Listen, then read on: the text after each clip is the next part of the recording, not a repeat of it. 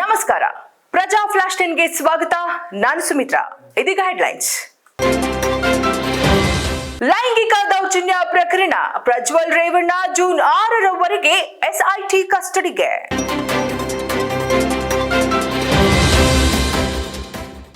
ಬೆಂಗಳೂರು ವಾಲ್ಮೀಕಿ ನಿಗಮದಲ್ಲಿ ನಡೆದಿರುವ ಬಹುಕೋಟಿ ಹಣ ಅಕ್ರಮ ವರ್ಗಾವಣೆ ಪ್ರಕರಣವನ್ನ ರಾಜ್ಯ ಸರ್ಕಾರ ತಾನಾಗಿಯೇ ಸಿಬಿಐಗೆ ವಹಿಸುವುದಿಲ್ಲ ಎಂದು ಗೃಹ ಸಚಿವ ಡಾಕ್ಟರ್ ಜಿ ಪರಮೇಶ್ವರ್ ಹೇಳಿದ್ದಾರೆ.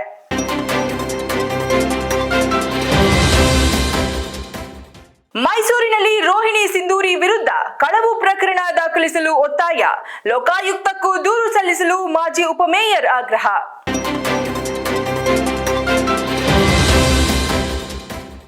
ತ್ಯಾಜ್ಯ ಸಂಗ್ರಹಕ್ಕೆ ಟ್ರಾನ್ಸ್ಫರ್ ಸ್ಟೇಷನ್, ಮನೆ ಮನೆ ಕಸ ಸಂಗ್ರಹ ಕಾರ್ಯದ ದಕ್ಷತೆ ಹೆಚ್ಚಿಸಲು ಇಂದೂರ ಮಾದರಿ ಯೋಜನೆ, ಮೈಸೂರಿನಲ್ಲಿ ಅನುಷ್ಠಾನಕ್ಕೆ ಸರ್ಕಾರ ಅನುಮೋದನೆ.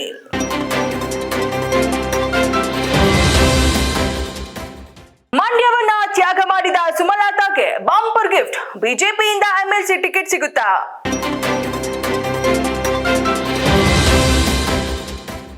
ವಾಣಿಜ್ಯ ಬಳಕೆ ಎಲ್ಪಿಜಿ ಗ್ಯಾಸ್ ಸಿಲಿಂಡರ್ ಬೆಲೆ 69.50 ರೂಪಾಯಿ ಇಳಿಕೆ.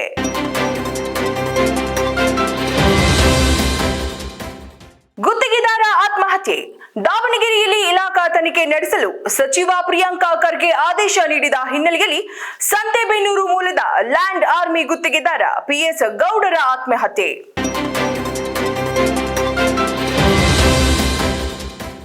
ಸರ್ವಾಧಿಕಾರಿಯ ಹುಚ್ಚಾಟ, ದಕ್ಷಿಣ ಕೊರಿಯಾಗೆ ಕಸ ತುಂಬಿದ ಬಲೂನ್ ರವಾನಿಸಿದ north Korea.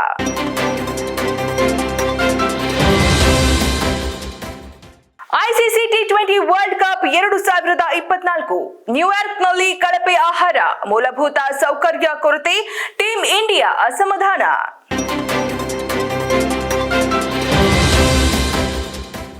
Bengaluru rave party case ವಿಚಾರಣೆಗೆ ಹಾಜರಾಗಲು ತೆಲುಗು ನಟಿ ಹೇಮಾಗೆ ಮತ್ತೆ ನೋಟಿಸ್.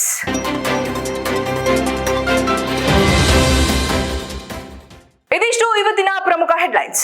ಮತ್ತಷ್ಟು ಸುದ್ದಿಗಳಿಗಾಗಿ ನೋಡ್ತಾ ಇರಿ ಪ್ರಜಾಧ್ವನಿ ಟಿವಿ.